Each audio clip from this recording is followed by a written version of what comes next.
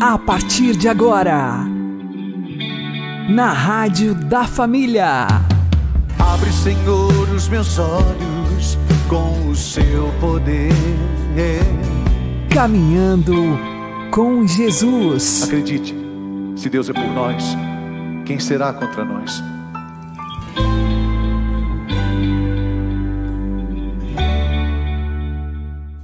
A paz esteja com você, meu querido irmão e minha querida irmã. Seja louvado nosso Senhor Jesus Cristo, para sempre seja louvado. Vamos caminhar com Jesus em nome do Pai, do Filho e do Espírito Santo. Amém. Inspirai, ó Senhor, as nossas ações e ajudai-nos a realizá-las, para que em vós comece e para vós termine tudo aquilo que fizermos. Por Cristo, Senhor nosso. Amém. Santíssima Virgem Maria, Mãe de Deus, rogai por nós. Castíssimo São José, patrono da Igreja, rogai por nós. Nós, católicos, devemos tomar mais consciência quanto ao valor do nosso corpo. Vamos aprender com o Padre Léo. Se o Espírito Santo é aquele que leva-nos a conhecer as graças que Deus nos prodigalizou, quando nós desligamos o aparelho, e meus irmãos e minhas irmãs, você tem o poder de desligar o aparelho chamado Espírito Santo. Você tem esse poder. Deus deu esse poder, porque Deus não nos violenta, Deus não nos estupra. O Espírito Santo não entra em coração que não se abre a Ele. Na hora em que eu me fecho, na hora que eu fecho as portas do meu coração ao Espírito Santo, Ele sai, Ele me respeita. Jesus diz: eu estou à porta e bato, se abrir eu entro. E o Espírito Santo e o Pai seguem a mesma coisa. Muitos de nós estamos deixando o Espírito Santo morrer. Ah, mas será que eu tenho o Espírito Santo? Oh, meu irmão, você recebeu o Espírito Santo antes de nascer. Salmo 138, tu, ó Senhor, me teceste no seio da minha mãe. A Igreja Católica afirma um absurdo, que se não fosse bíblico seria heresia. A Igreja Católica afirma, baseada na mesma carta de Paulo aos Coríntios, tanto na primeira como na segunda, que o corpo humano é do Espírito Santo.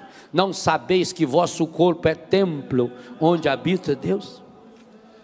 Você tem o Espírito, mesmo que você não fosse batizado, você já teria o Espírito Santo. Porque se o ser humano é obra-prima das mãos de Deus, tu, ó Senhor, me teceste no seio da minha mãe. Quando Deus nos teceu, por isso que nós estamos revestidos de uma água. Observa uma coisa, o segundo versículo da Bíblia. O Espírito de Deus pairava aonde? Nas águas da criação. Por isso que a criança dentro da barriga da mãe é revestida e envolvida de água, o líquido amniótico. Por isso o símbolo do Espírito é a água. Vou falar sobre isso ainda durante esse acampamento.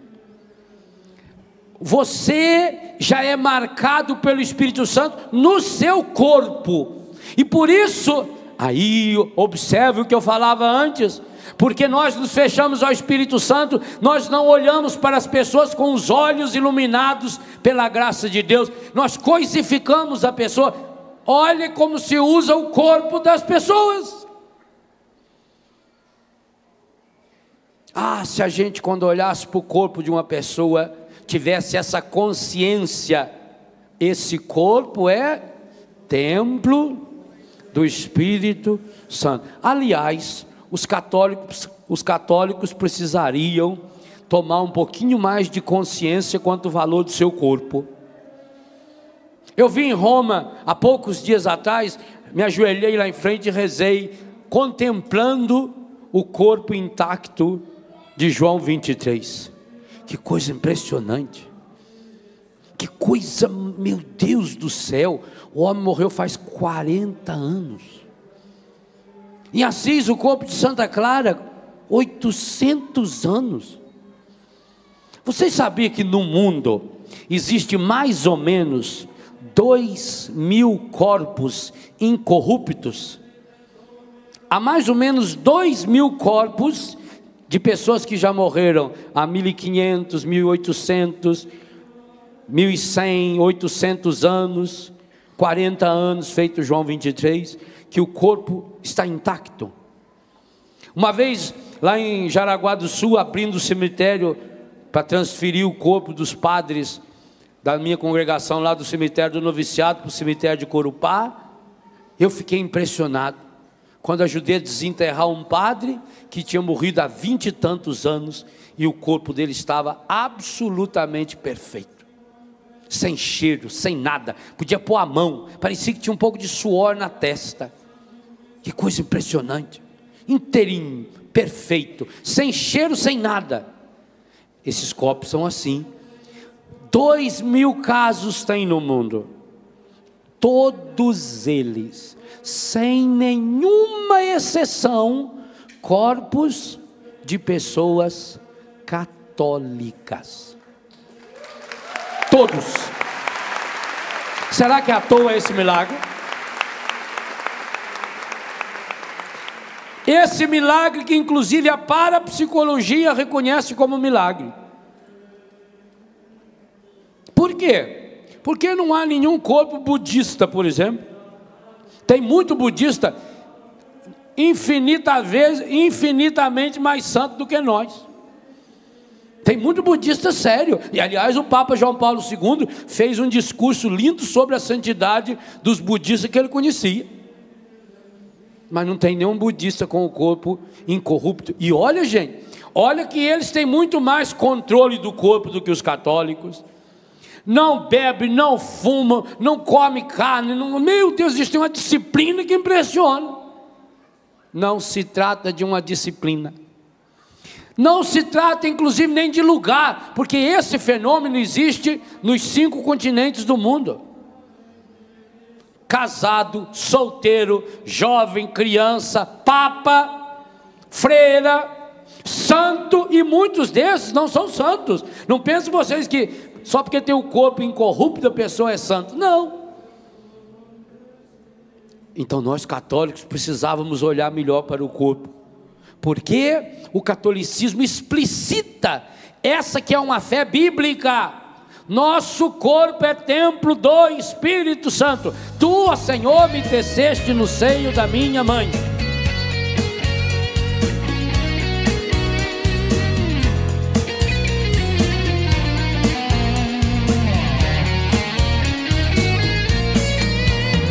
Conheces quando estou sentado, tu me conheces quando estou de pé, vês claramente quando estou andando, quando repouso tu também me vês. Se pelas costas sinto que me abranges, também de frente sei que me percebes. Para ficar longe do teu espírito, o que farei, aonde irei, não sei. Para onde irei, para onde fugirei? Se subo ao céu ou se me prostro no abismo, eu te encontro lá. Para onde irei, para onde fugirei? Se estás no alto da montanha verdejante ou nos confins do mar. Se eu disser que as trevas me escondam e que não haja luz onde eu passar, pra ti a noite é clara como o dia, nada se oculta ao teu divino olhar. Tu me teceste no seio materno e definiste todo o meu viver. As tuas obras são maravilhosas, que maravilha, meu Senhor, sou eu. Para onde irei, para onde fugirei? Se subo ao céu ou se me prostro no abismo, eu te encontro lá. Para onde irei?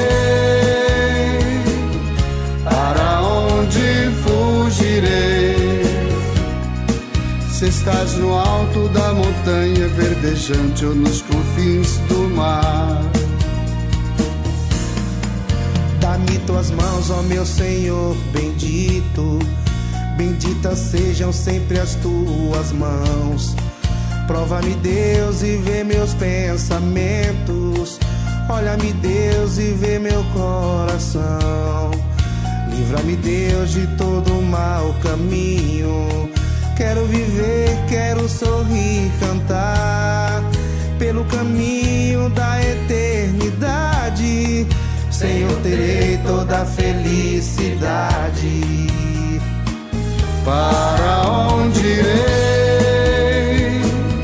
Para onde fugirei?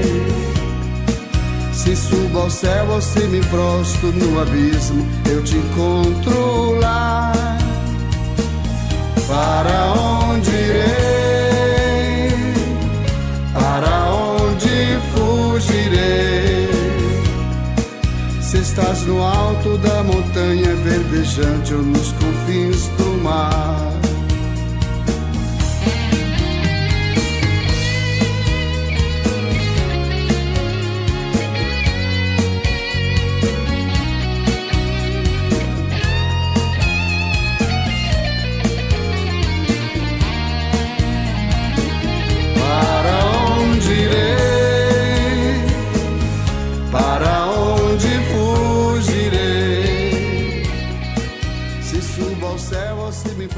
Caminhando com Jesus e o Evangelho do Dia. O Senhor esteja convosco, Ele está no meio de nós. Anúncio do Evangelho de Jesus Cristo segundo São João. Glória a vós, Senhor. Naquele tempo disse Jesus aos seus discípulos: em verdade vos digo, vós chorareis e vos lamentareis, mas o mundo se alegrará. Vós ficareis tristes, mas a vossa tristeza se transformará em alegria. A mulher, quando deve dar à luz, fica angustiada porque chegou a sua hora. Mas depois que a criança nasceu, ela já não se lembra dos sofrimentos, por causa da alegria de um homem ter vindo ao mundo. Também vós agora sentis tristeza, mas eu hei de ver-vos novamente, e o vosso coração se alegrará, e ninguém vos poderá tirar a vossa alegria. Naquele dia, não me perguntareis mais nada. Palavra da salvação. Glória ao Senhor.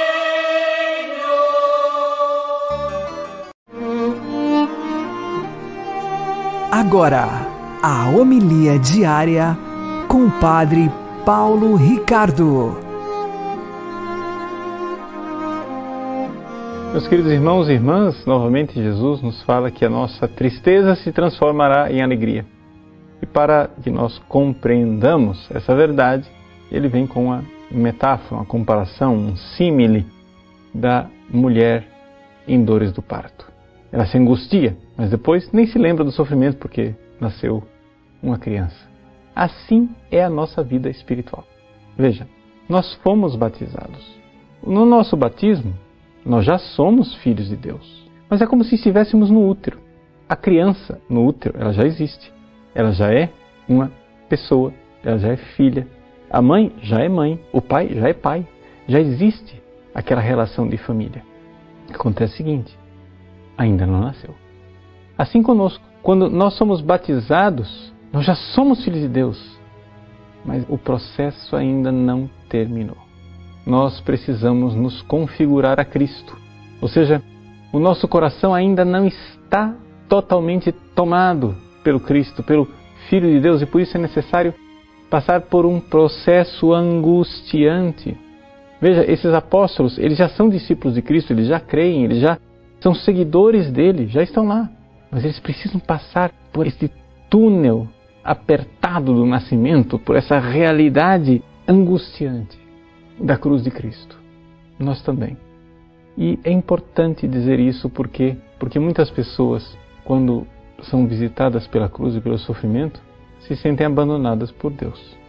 Mas na realidade é uma visita de Deus, é uma visita diferente. Você não está acostumado com ela, mas é uma visita de Deus. Deus não nos visita somente nas alegrias e consolações. Deus nos visita também na cruz. Por quê? Porque Ele sabe que nós precisamos nos configurar a Cristo. Todo mundo quer ressuscitar, mas ninguém quer passar pela cruz. Mas não existe outro caminho. A cruz ela não é uma exceção. A cruz é a regra. É o caminho para a ressurreição, é essa configuração onde nós finalmente, transformando a dor em amor, estamos verdadeiramente no mundo. Somos cristãos. Como disse São Paulo aos Gálatas, no capítulo 4. São Paulo começa a dizer assim, olha, vocês são filhos adotivos. E o Espírito grita, Abba, Pai, como se fosse o grito de nascimento do cristão. Abba, Pai. Mas não deixa de ter as suas angústias. E é por isso que São Paulo fala no versículo 19, eu sofro as dores do parto até que o Cristo não seja formado em vocês. É a mesma ideia do parto, mas que dessa vez aqui não é tanto o fiel, mas é o próprio apóstolo que quer, como parteira, fazer com que eles nasçam. Pois bem, é a nossa configuração a Jesus. Para citar um exemplo famoso, fiquei bastante impressionado com uma narrativa do padre Garrigou Lagrange, que no seu livro, em que ele explica as várias conversões, ou seja, as passagens da vida espiritual, quando ele fala dessas angústias e dores do parto da segunda conversão, que é aquilo do qual estou falando, ele cita o exemplo de um monsenhor, um padre que era o braço direito do bispo. Mas foi caluniado, perseguido, até que finalmente o bispo suspendeu a divinis. Quando o padre recebeu o decreto de que ele estava suspenso, ele foi até o crucifixo, se ajoelhou e, banhado em lágrimas, disse, Senhor, que privilégio amar-vos assim. Ele compreendeu. Eram as dores do parto, do novo homem que iria nascer. Também você fique atento. Deus nos visita.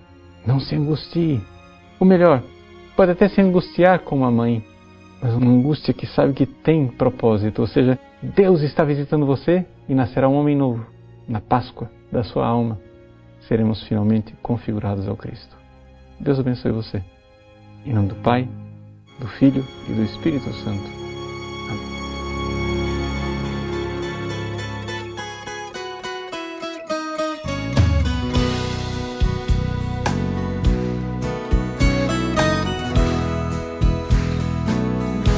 O sol se põe, mais um dia se vai. Busquei viver minha vocação. Recebi tua luz, recebi tua paz. Sente tua presença, como teu amor. Sei que nada faço sem tua graça que me faz andar. Todo o meu trabalho, oferenda a ti, vai se tornar fruto do amor. Tem outro sabor, um fruto do amor. Tem outro sabor, é sinal da luz, vem do coração. Vida que acontece é bênção, comunhão, fonte de esperança, de renovação. Minha alegria é servir a ti pra ser feliz, mesmo na incerteza.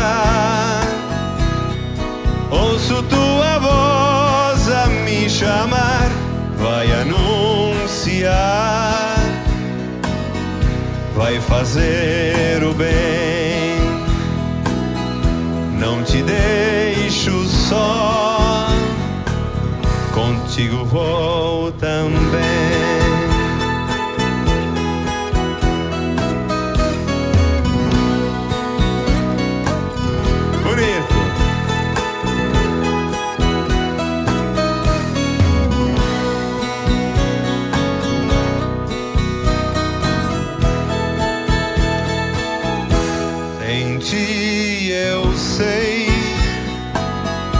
Nada vou fazer, mesmo se eu plantar, nada vai nascer. Todos os meus passos pedem tua luz, sei que me sustentas, meu Mestre Jesus. Minha alegria é servir a ti pra ser feliz, mesmo na incerteza. Ouço tua voz a me chamar, vai anunciar, vai fazer o bem. Não te deixo só, contigo vou também.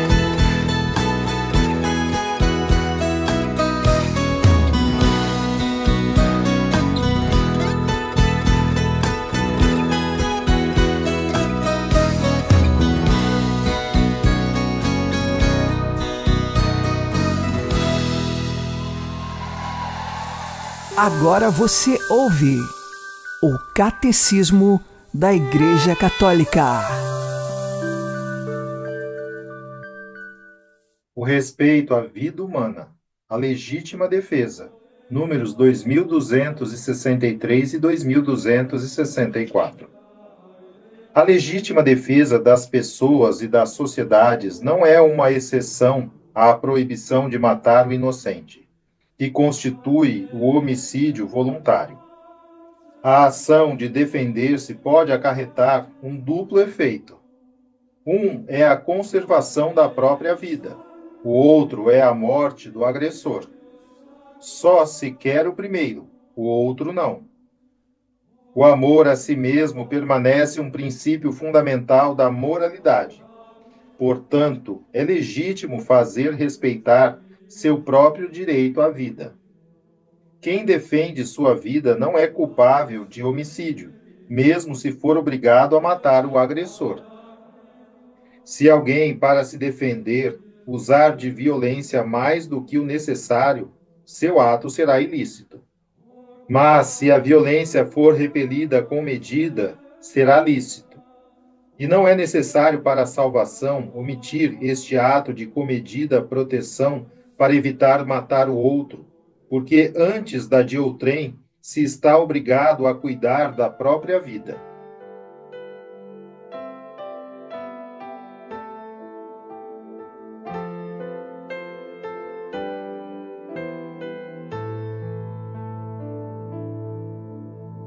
Tu és minha vida, outro Deus não há.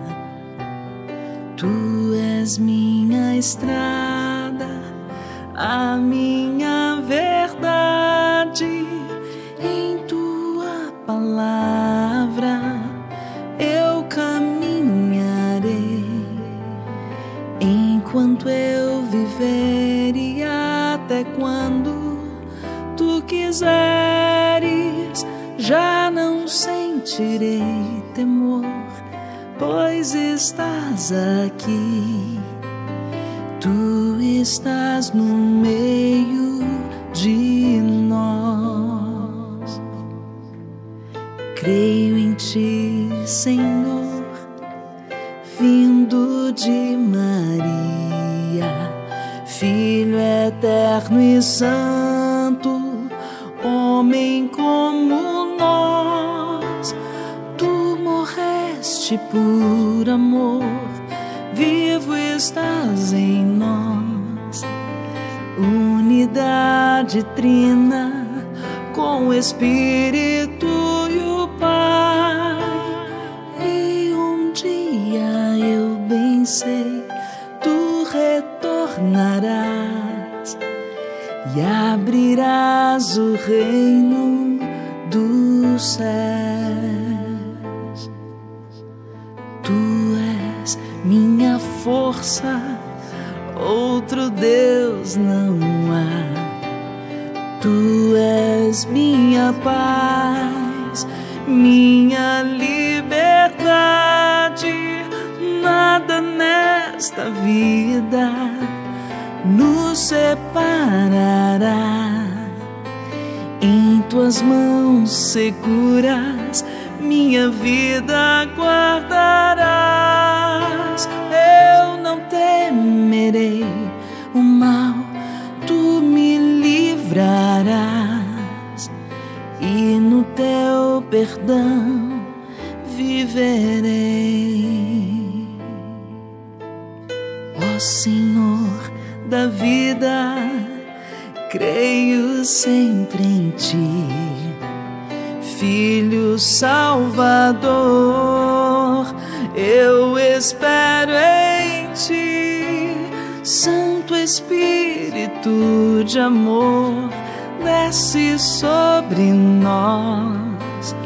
Tu de mil caminhos nos conduzes a uma fé, e por mil estradas onde andarmos nós, qual semente nos levarás. E por mil estradas onde andarmos nós, qual semente nos levarás.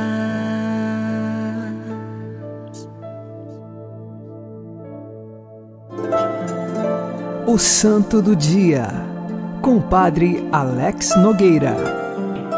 No dia 30 de maio, nós recordamos Santa Joana d'Arc, virgem e mártir. Ela nasceu no ano de 412 na França, de uma família humilde, de profundos valores cristãos, católicos, foi muito bem educada na fé católica. Ela era analfabeta e de uma simplicidade muito grande, mas também decisão de vida. No período em que ela era adolescente, a França sofria com as invasões inglesas e, portanto, a nação precisava ser libertada. Deus, ao invés de se utilizar de um grande poderio militar, de grandes meios, ele sempre se utiliza da forma mais humilde e singela, de uma adolescente de 13 anos. Joana passou a ter revelações vindas de Deus, através do arcanjo São Miguel e também de alguns santos. Por isso, Joana recebe a nobre missão de incentivar aquele que seria o futuro rei Carlos VII, junto com o seu exército, a libertar a França e assim coroá-lo como rei. Diante dessa circunstância, Joana, sempre iluminada por Deus, conseguia prever certas circunstâncias, tanto que para convencer aquele que seria o rei, ela lhe confidenciou um segredo que ninguém saberia, a não ser o rei e o próprio Deus.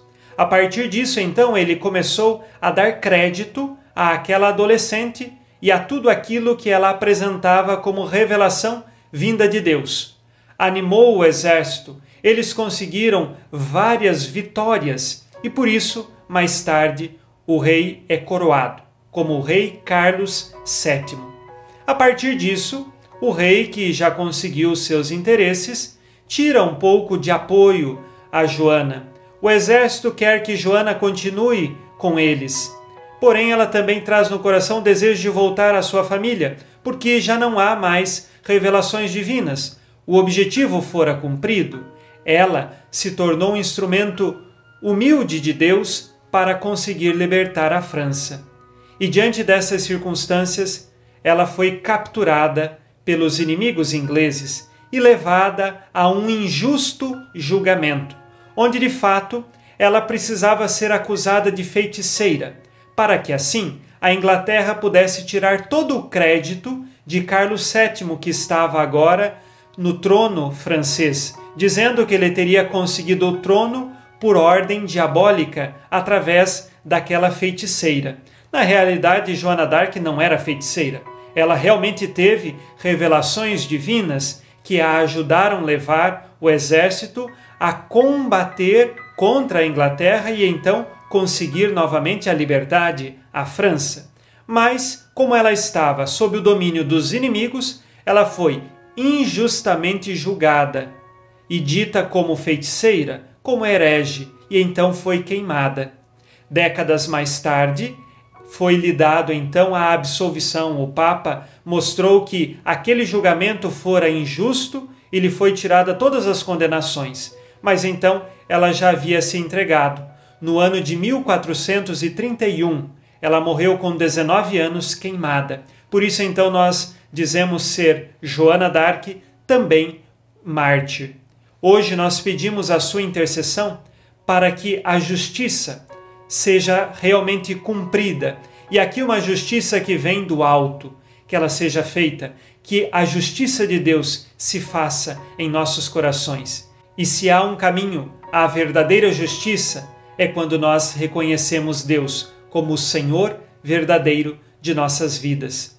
Que diante dos julgamentos injustos deste mundo, que sempre possa imperar a nossa fé, nossa esperança, que estão fundados em Deus nosso Senhor. Joana d'Arc esperava apenas em Deus, tanto que quando foi capturada, Deus lhe disse: estarei contigo, não a abandonarei. E de fato, ela entregou a sua vida confiando em Jesus nosso Senhor. Que assim também nós saibamos confiar em Deus em todas as circunstâncias de nossa vida. Rezemos agora com você e por você, pedindo a intercessão de Santa Joana d'Arc.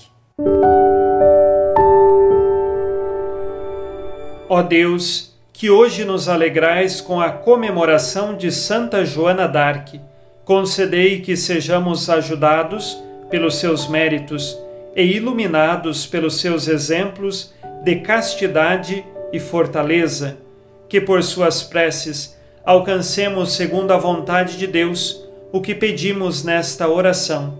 Por Cristo nosso Senhor. Amém. Ave Maria, cheia de graça, o Senhor é convosco. Bendita sois vós entre as mulheres, e bendito é o fruto do vosso ventre, Jesus. Santa Maria, Mãe de Deus, rogai por nós, pecadores, agora e na hora de nossa morte. Amém. Santa Joana d'Arc, rogai por nós.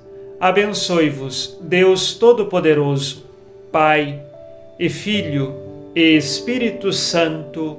Amém. Fique na paz e na alegria que vem de Jesus.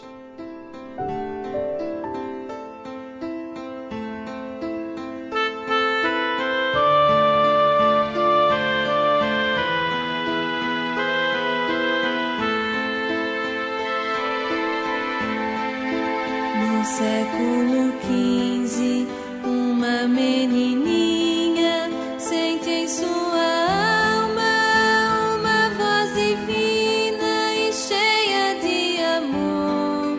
Ela entregou a sua vida ao Redentor.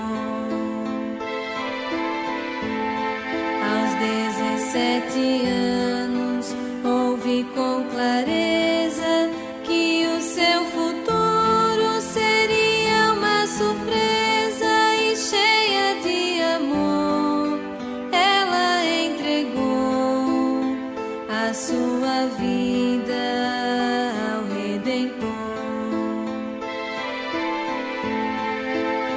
Ajudar o rei era o seu destino, em nome de Deus que abria o caminho e cheia de amor, ela entregou a sua vida ao Redentor.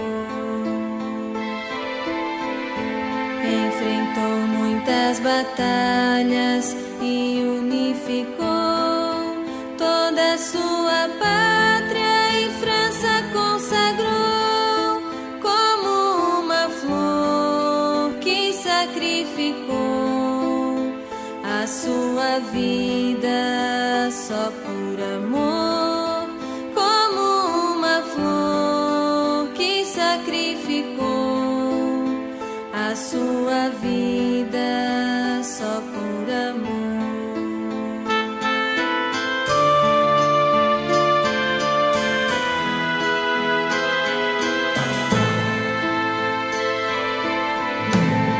Durante uma batalha foi aprisionada e pelo próprio rei foi abandonada e pelo seu amor ela enfrentou um julgamento que a condenou. Presa a uma fogueira, hoje conhecemos Santa Joana d'Arc. Foi o instrumento e o seu coração o fogo não queimou, porque Jesus o santificou e o seu amor o fogo não queimou, porque Jesus pro céu levou o seu coração, o fogo não queimou, porque Jesus o santificou e o seu amor o fogo não queimou, porque Jesus pro céu levou.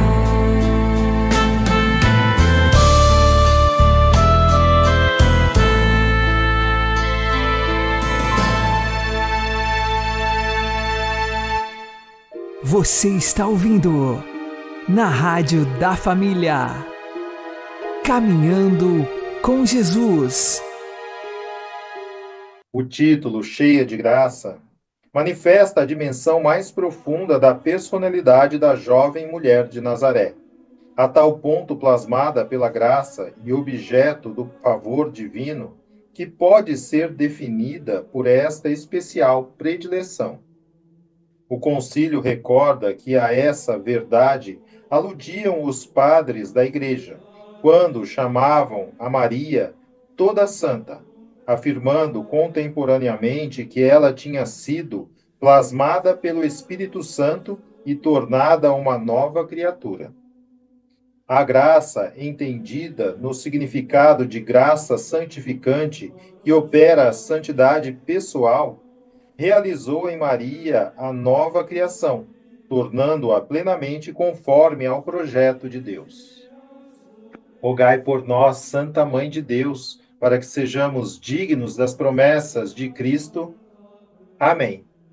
O Senhor nos abençoe, nos livre de todo mal e nos conduza à vida eterna. Amém. E que Maria e José nos conduzam pelas mãos para que continuemos caminhando com Jesus.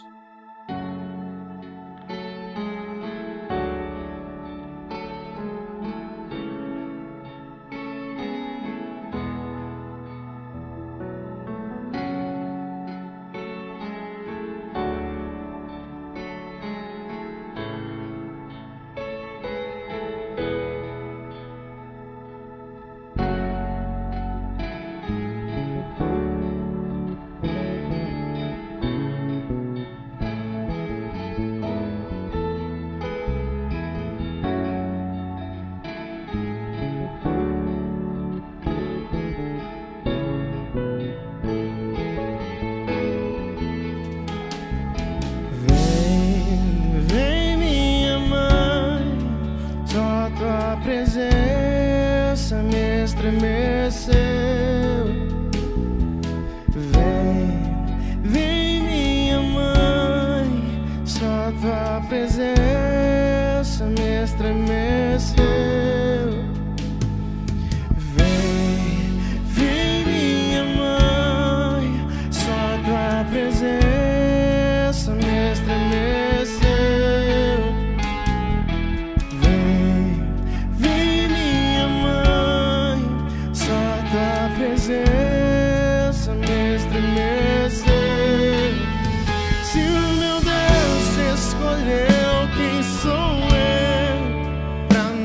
querer e não te amar. Se o meu Deus te escolheu, quem sou eu pra não querer e não te amar? Se o meu Deus te escolheu, quem sou eu pra não querer e não te amar? Se o meu Deus te escolheu, quem sou eu pra não querer e não te amar? Cheia de graça, cheia de graça, cheia de graça, és minha mãe. Cheia de graça, cheia de graça, cheia de graça, és minha mãe.